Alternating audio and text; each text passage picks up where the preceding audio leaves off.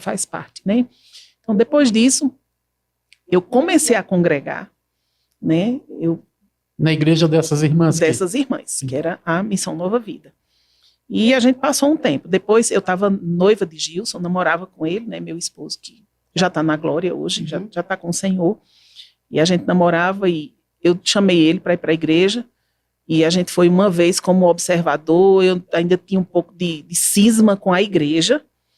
Mas aí naquele dia também aquilo caiu. A gente foi para participar de uma ceia, né? Elas convidaram a gente para ir para aquela ceia e a gente foi. E quando eu cheguei lá, meu Deus, o louvor maravilhoso.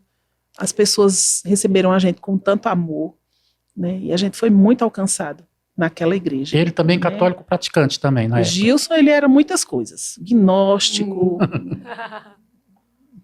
por aí vai, muita coisa. Mas ele tinha um amor por Jesus, ele tinha uma sede de Deus muito grande. E nasceu de novo nessa igreja? Não, ele nasceu de novo em casa também. Ele teve uma experiência de cura. Ele tinha um problema de rins, ele sempre estava tendo cálculos recorrentes. E eu já vinha falando da palavra para ele. Até quando eu me converti, ele queria acabar o namoro, né? Olha. Ele, eu não vou aguentar essa coisa de você ser crente agora, de você ser cristã, e você não já era da outra igreja? Para que mudou de igreja? Que coisa é essa? Vai ficar fanática agora? Eu digo, Gilson, não tem nada a ver com igreja, o negócio é Jesus. Ele, na outra igreja não tinha Jesus. Eu digo, Gilson, mas meu coração está se inclinando para isso. Não é a questão da igreja em si, é a questão do que eu estou recebendo, do que Deus está fazendo. Então, mas eu não quero perder. O que ele pensava? Ele pensava que ia acontecer o quê? O que era ficar fanático? Era viver dentro da igreja? Então, qual foi a ideia que ele teve? Eu acho que ele tinha referências erradas também, né? As referências dele não eram equilibradas, aprumadas. Ele conheceu pessoas que eram assim e que talvez fossem um pouco extremistas, muito radicais, não no bom sentido, né? A gente deve ser radical em alguns pontos, sim. Mas não nesses sentidos, mas de discriminar pessoas, de não tratar as pessoas com amor, com respeito, sei lá. Ele não tinha boas referências. E aí, quando eu disse para ele que eu ia ser cristã, que eu ia ler Bíblia, que eu ia seguir Jesus, aí ele ficou doido. Ele, olha, se você for ficar radical, melhor acabar esse namoro. Eu digo, tá bom. Tudo bem, acabe. Ele, você quer acabar o namoro? Já ficou radical. Eu digo, você está dizendo, não, mas eu estava disposta mesmo, né? Ele, o que foi que deu em você? Eu digo, Gilson, o que eu recebi, eu não solto mais. Uau. O que Deus fez dentro de mim, o que aconteceu comigo, meu filho, e o que eu vejo quando eu leio a Bíblia, é impagável. Eu não troco mais isso, isso nunca mais vai sair da minha vida. Então, se você me quiser, vai ser desse jeito. Porque eu não vou mudar de ideia.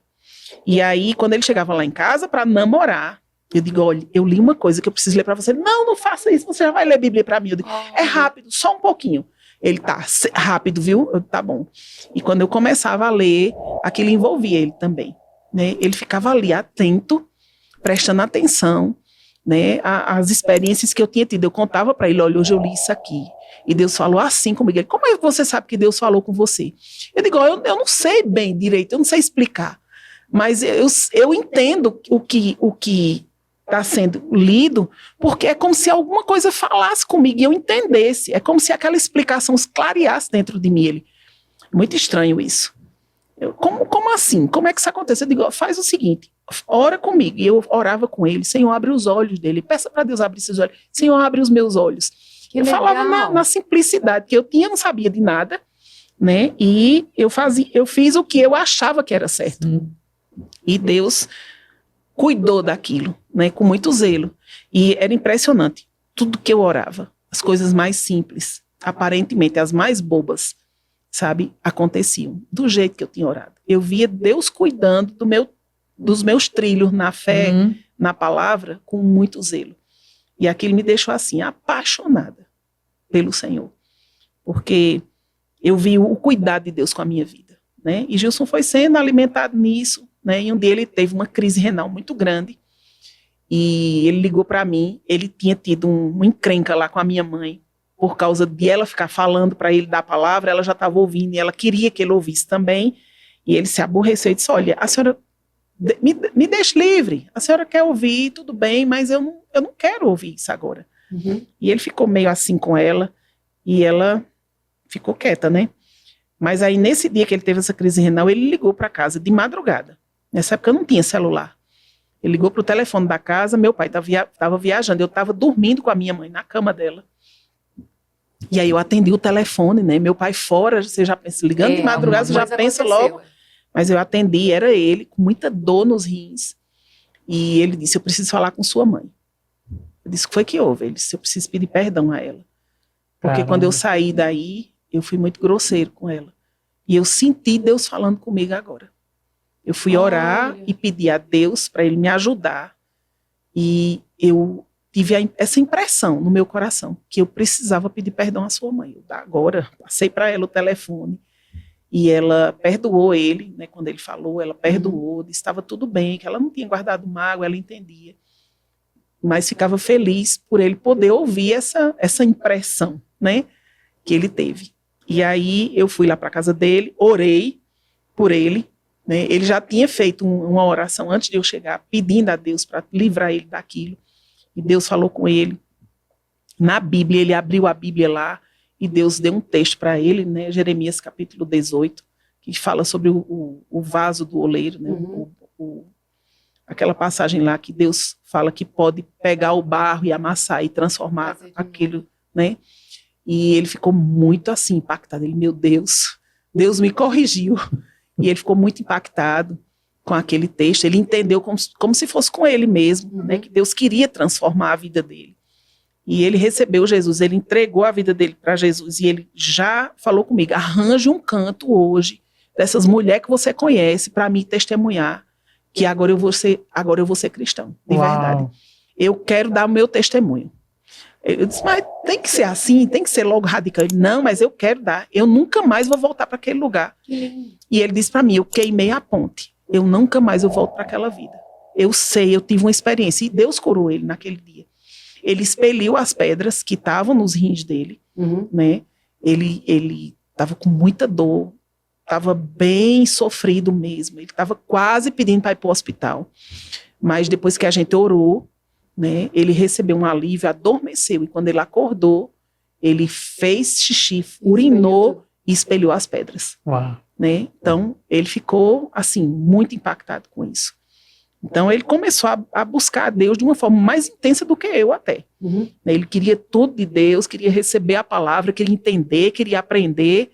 E ele começou a se envolver demais com a palavra, né? Estudava, queria pregar já para todo mundo. E nessa igreja que a gente estava frequentando, tinha grupo de jovens, tinha várias possibilidades lá de aprendizado. E ele procurou aprender, se envolver, né, gostava, amava evangelizar pessoas. Gilson levou muitas pessoas para a igreja. Ele, acho que das pessoas que eu conheci, né, até dentro do Verbo da Vida mesmo, ele foi uma das pessoas que mais tinha filhos na fé. Ele, toda semana, ele levava pessoas para a igreja. Toda semana. A gente tinha, em alguma reunião, Gilson sempre estava levando pessoas para ouvir a palavra. Ele pregava para elas, mas ele ficava cuidando, né, dessas pessoas até que elas pudessem ter uma clareza e se firmassem na palavra. Ele amava fazer isso. E foi a vida dele. Sempre trazer, evangelizar pessoas, cuidar delas para que elas pudessem se firmar até que elas pudessem mesmo andar com os próprios pés. Tem muitas histórias de pessoas que ele levou para a igreja, né? E isso era uma coisa muito inspiradora na vida de Gilson, porque às vezes a gente foca muito na gente. A gente quer receber, quer ter aquelas coisas com a gente, mas às vezes a gente não enxerga as pessoas mais necessitadas, que são às vezes as mais difíceis, né? As mais resistentes. Mas ele não tinha medo de pessoas resistentes, de pessoas difíceis. Ele contava mesmo que o sobrenatural de Deus ia trazer aquele convencimento para aquelas pessoas. Ele acreditava que o poder do Espírito Santo iria convencê-las. E é do jeito que a Bíblia diz hoje, né? Naquela época a gente não tinha esse entendimento, mas ele acreditava nisso. Ele lia de alguma forma e ele interpretava aquilo, né, ministrado pelo Espírito Santo mesmo, dando clareza para ele, e ele tinha essa convicção muito firme de que quando ele pregava a palavra, quando ele falava para alguém das verdades da Bíblia, Deus sempre ia colaborar, trazendo luz para o coração delas. Então, baseado nisso aí, ele levou muita gente para a igreja, né? Pessoas das mais improváveis, né? De vários lugares. Mas era uma convicção muito forte que ele tinha e que abençoou muito a minha vida, porque eu via esse desprendimento, esse desejo dele de crescer, de abençoar, de atrair, não somente de ter para si, mas de alcançar pessoas, né? Gilson foi um grande reconciliador de pessoas com Deus. Ele tinha amor por isso mesmo. Ele dedicou a vida dele muito mais para essa parte do que para o ministério do púlpito em si, né? A vida dele era cuidar de pessoas nos bastidores.